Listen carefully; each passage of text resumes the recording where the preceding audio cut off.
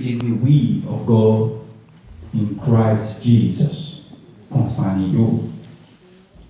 Quench not in spirit, despise not professing, prove all things, hold fast that which is good, obtain from all appearance of evil, and the very God sanctify you through.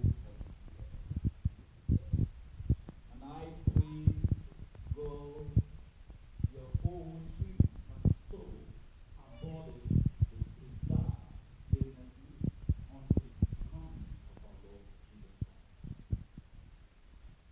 And fall to the last verse.